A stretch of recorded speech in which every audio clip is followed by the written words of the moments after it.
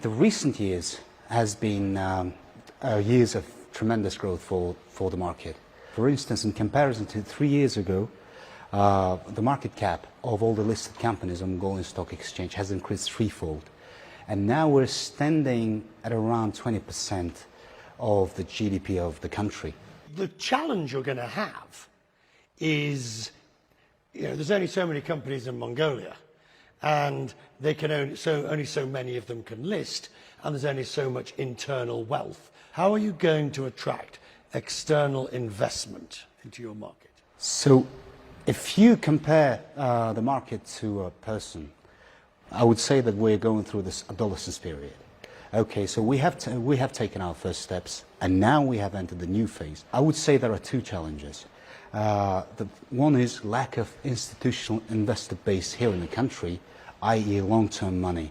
So that needs to be introduced, particularly a pension fund reform should be done in the country.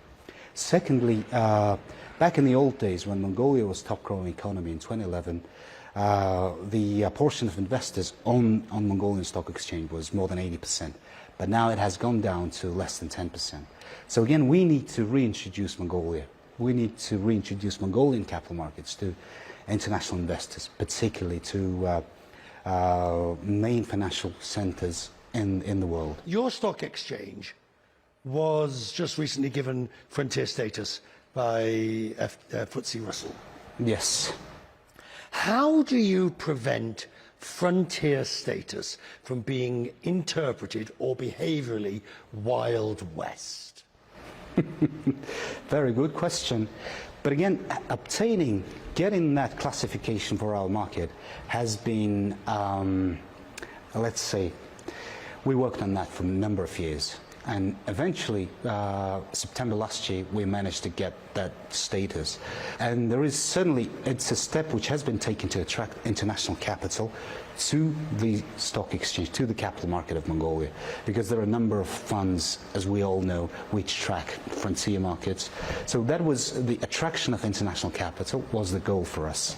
China is obviously the key area. Most exports go to China. The single largest economic relationship that the country has is with China. Do you worry that eventually the Chinese will just buy your exchange? So I would say yes and no.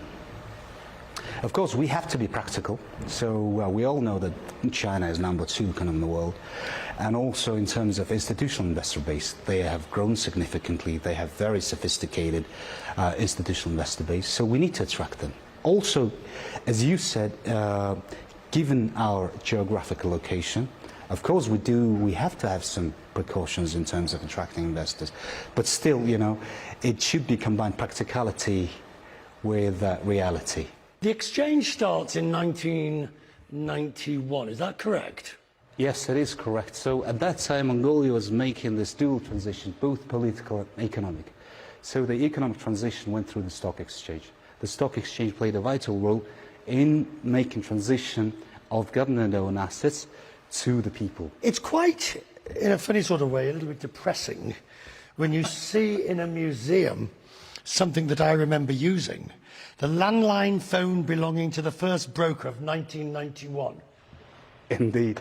I mean, and all of this sort of things. Today you have a relationship with the London Stock Exchange, don't you? Yes. Which is quite a significant relationship. Oh, yes. So we've signed this Master Services Agreement and Strategic Partnership Agreement with London back in 2011. And within the framework of this partnership, we have introduced this trading platform. So you just talked about those old items.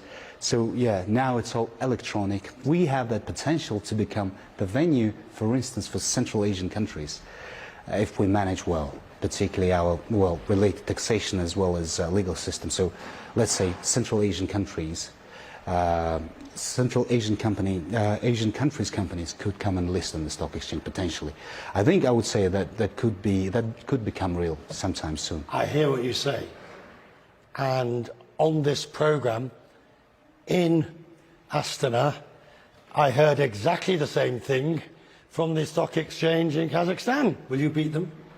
Well, we do have some examples of Mongolian stock exchange listed companies go and invest into Central Asian countries. So looking from that perspective, I would say that we have the potential to attract more capital, let's say from Asia Pacific region. This was a children's cinema, wasn't it? Yes, actually, yeah, it was. So up until 1991, it was children's cinema, and then it was converted into stock exchange. What role does this play in all of it? It now rather plays a symbolic role. So it used to be used every day, so for opening trades. Right. Yeah, and then? And then now it's just used for IPO ceremonies. Yes. It's sort of... What's the history of it? Is there Well, as far as I know, it was made in 1991. So it's been with the stock exchange ever since. So it's one of historic relics. For Oi, oi, oi, oi, oi, oi, oi, oi, oi, oi. Enough of this historic relics nonsense. Yeah. I remember 1991.